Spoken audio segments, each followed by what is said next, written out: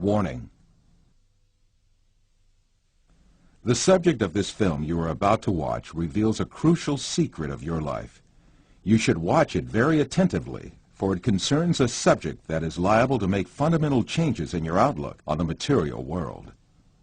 The content of this film is not just a different approach or a philosophical thought. It is a fact which is also proven by science today.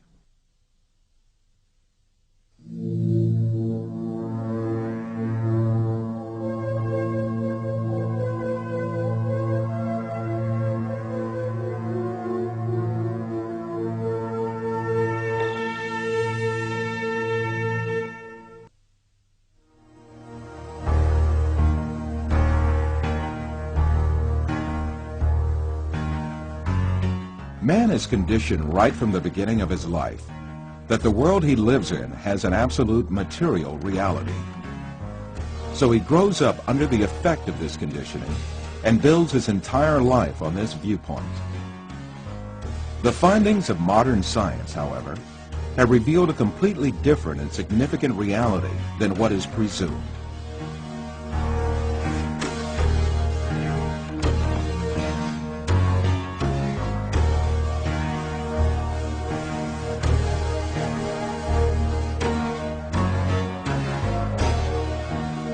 All the information that we have about the external world is conveyed to us by our five senses.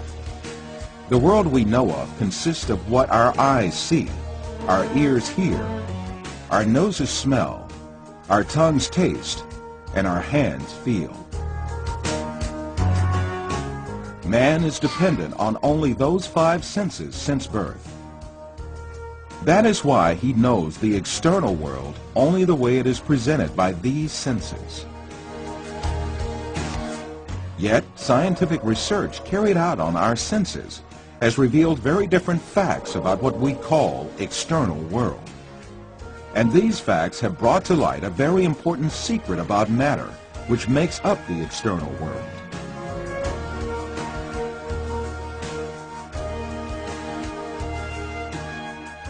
Contemporary thinker Frederick Bester explains the point that science has reached on this subject. Statements of some scientists posing that man is an image, everything experienced is temporary and deceptive, and this universe is a shadow, seems to be proven by science in our day. In order to better grasp this secret behind matter, let us be reminded of our information about our sense of sight, which provides us with the most extensive information about the external world.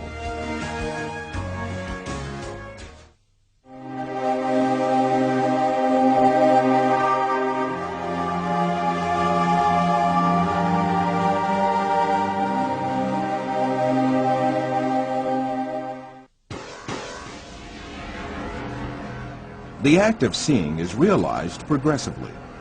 At the instance of seeing, light clusters called photons travel from the object to the eye and pass through the eye lens, where they are refracted and focus on the retina at the back of the eye.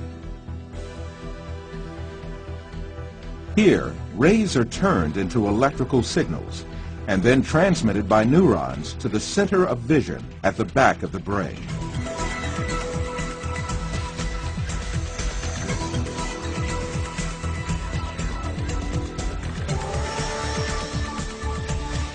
The act of seeing actually takes place in this center in the brain.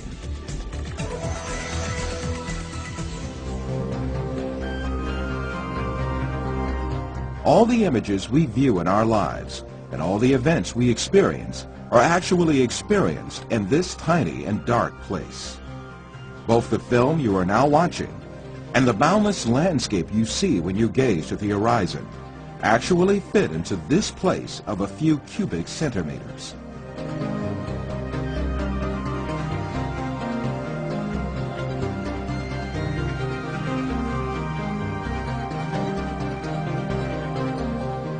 Now, let us reconsider this information more carefully.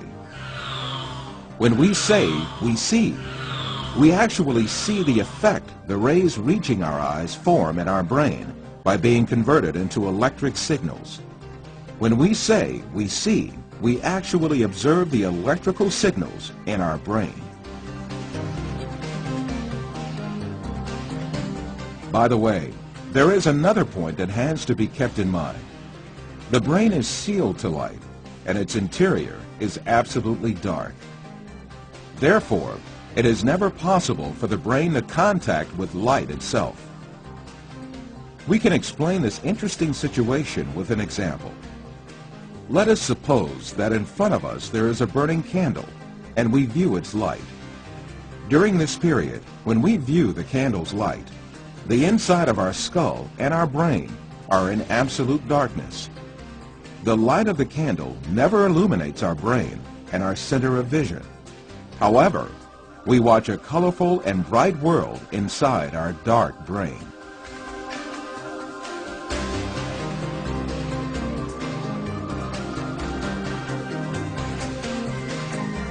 The same situation applies to all our other senses. Sound, touch, taste, and smell are all perceived in the brain as electrical signals. Therefore, our brains throughout our lives do not confront the original of the matter existing outside us, but rather an electrical copy of it formed inside our brain.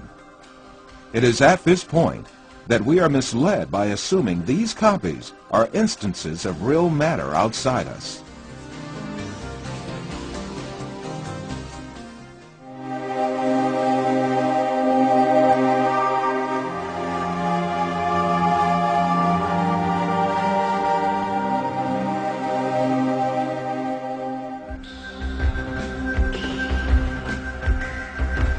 These physical facts make us come to an indisputable conclusion. Everything we see, touch, hear, and perceive is matter. The world, or the universe, is only electrical signals in our brain.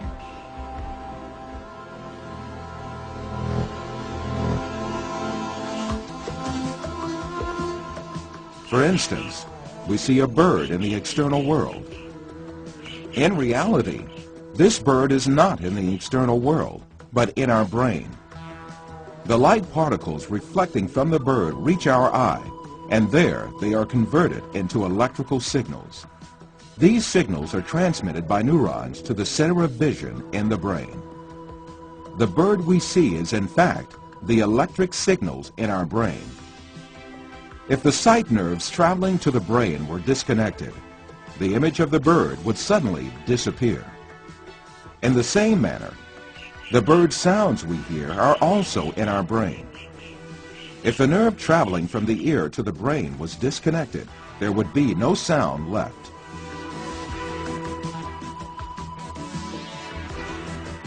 Put simply, the bird, the shape of which we see, and the sound of which we hear, is nothing but the brain's interpretation of electrical signals.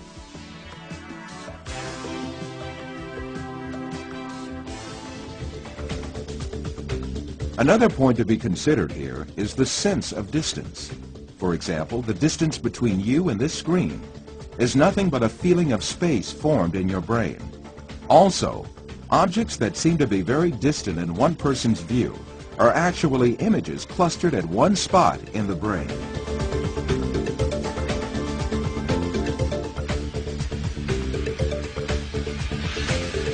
For instance, someone who watches the stars in the sky assumes that they are millions of light years away from him.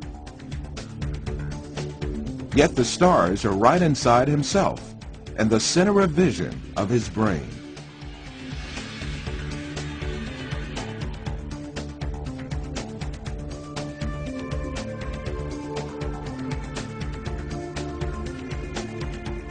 While you watch this film, you are, in truth, not inside the room you assume yourself to be in. On the contrary, the room is inside you.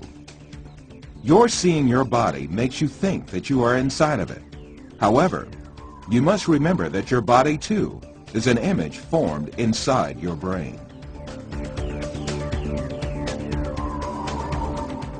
So far, we have been speaking repeatedly of an external world and a world of perceptions formed in our brain, the latter of which is what we see.